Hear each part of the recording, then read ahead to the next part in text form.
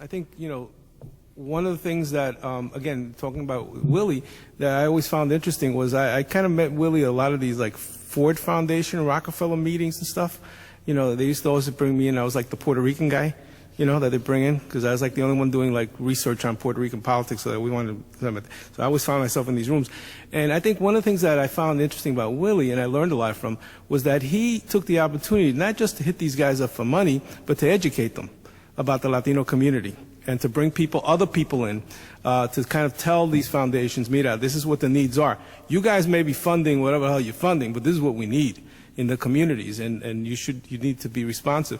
I think we need to, in the foundation center, for example, in terms of philanthropy, I think we need to organize ourselves to put pressure on philanthropy the way we do any other sector. It's a tough area because, you don't want to get these guys pissed off because they won't give you any money. But on the other hand, they need the legitimacy of being able to say that they are responding to. So I think as we look at government, we need to do that. I think we need to look more carefully now that we've reached a critical number of folks that we have. We have not large enough, but a growing middle class. And we haven't really tapped the J-Los. We haven't really tapped people who are running corporations that have money, that have wealth within our own community, to begin to figure out ways to get them to put money into our institutions so that we have the kind of autonomy also that we can have, so that we can say whatever the hell we want without somebody, slamming the door on us. There are things like that we need to be more strategic in terms of how we take advantage of the things that are going on today. I mean, all this attention on the Latino community should translate into something better in terms of getting more resources into our community. But now we're finding ourselves competing. There are corporations, and there are all these Hispanic diversity consultants, and all these people that I think in many ways draining all this money away from things that should be happening within the community itself. And then there's the issue of this middle class stuff. We're finally reached the point where we have like I said, a growing middle class. We look at many of us from the old days, right? We look at the Democratic Convention and Kerry and saying, coño, don't these people remember they're like poor people around and cosas así? Everything's the middle class. But in America, everybody's the middle class, Everybody says they're middle class. Una persona toda jodida ahí con 3 pesos de bolsillo. Sí, yo soy middle class, I don't know what the hell it means, but what's happening is that it's taking away from a focus on the issues that we traditionally have cared about. And even within our own community, I remember I was giving this speech at this college, this Ivy League college, and I was talking about how we need to find ways to get make sure that there are, more poor Latino students can get access. Not controversial. Well, I had a young lady get up to me and goes, what about the Hispanic middle class? We don't have access. I'm really, so there's something going on in terms of that. It reaches also to the level of the politicians as well. Talking about the use of the word class, where I get concerned, I've been writing about the problem of, before we were on the outside, just trying to get in. Like you said, some people just got elected and they're real happy and they're talking about the community. But now we're actually on the inside. And now we have what I call a Latino political class that begins to develop its own interests almost independently from the community, because now they have to respond to the party. They start raising all sorts of issues. I'm saying, I remember the big fight con Maldef, redistricting, where you had all these Chicano Mexican elected officials attacking Maldef for raising the issue of redistricting in a certain way. And I wrote a letter. They didn't publish it. I said, coño, this is, to the LA Times, I said, coño, this is something else that now our politicians, who owe so much to groups like Maldef, are attacking Maldef. And I guess this is why they didn't publish it. I said, those guys just get on the ground and kiss Antonia Hernandez's big brown ass. But they didn't publish it. I can see why.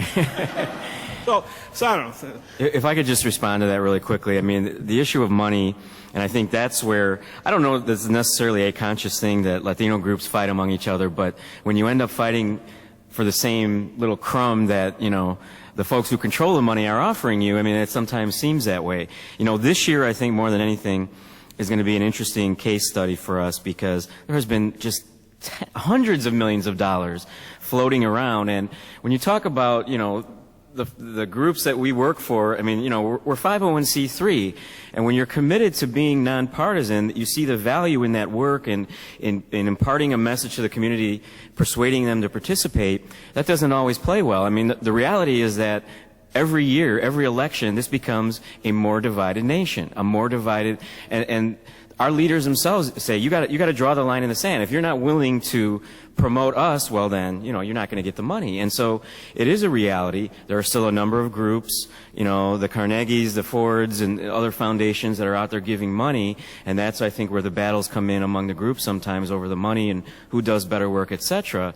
But, I mean, I think we need to take a real hard look at some of this money that has been floating around. You know, in the New York Times, I guess this morning, there was an article about all these so-called nonpartisan groups. And I'm saying, well, how come we didn't get any of that money? It's, you know, just tens of millions of dollars that's going to groups that are getting out the vote. You know, I think labor unions is an interesting case study because we've always been told, you know, well, you know, sure, if you're willing to push for a candidate, then, you know, you can get some money. But if you're not, well, you know, sorry. So, I mean, that's just sort of our perspective. Mm-hmm. I think I think this is a hard question because I see the issue of money in three levels. One is the fundamental question about our own personal organizations. The second question as a community within the nonprofit sector and those that fund us. And then the last is really the needs of the community. As long as, I'm going to answer that one first. As long as we continue to allow our organizations to be silent on the need of the communities, the government, which is the right now the only one that's really supporting some of those needs, is going to little by little avoid supporting some of those needs. Increasingly, education is receiving less resources, or if they receive any resources, the allocation is not necessarily going to some of the needs that are specific to our communities. The same with health care and the infrastructure of our communities and so forth. I mean, the drainage is still an issue. I mean, I was driving in San Antonio and I said to myself, I don't know how to swim. Let's see if I can do this right. And so those issues are still very, very critical. And I think that increasingly the society is suggesting that government doesn't have that burden and shouldn't hold that burden, and quite the contrary. Back again to the statement I made earlier, it is still the Latino community who is one of the poorest groups in America. In the richest country in America, it's still one of the poorest groups in America. It's a working community, but it's still the poorest community. And if we don't insist that government still be responsible for that, then who will? Then if the next question becomes who will, it's the foundations through the nonprofit sector. The nonprofit sector can only do so much. So at Southwest Voter, and part of the conversations just on this issue related to voter registration and GOTV, there is, I think, through the coalition work that we did with several groups with Southwest Voter, we are spending about $10 million to register Latinos and to get them out to vote.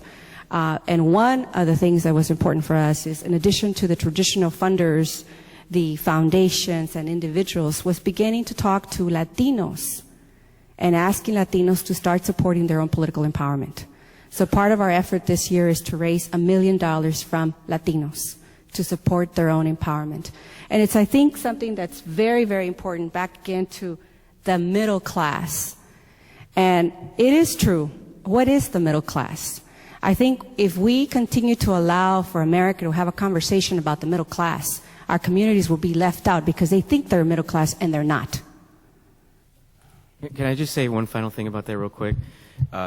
For a number of years, there was always a disconnect between the Latino business community and the elected officials. And I think that's changed over the past decade. I mean, a lot of what we used to hear when I worked in the state legislature in Illinois, and we would approach our own very, very successful Latino business folks from the community, be like, well, yeah, we'd like to support you, but number one, you really don't have any clout.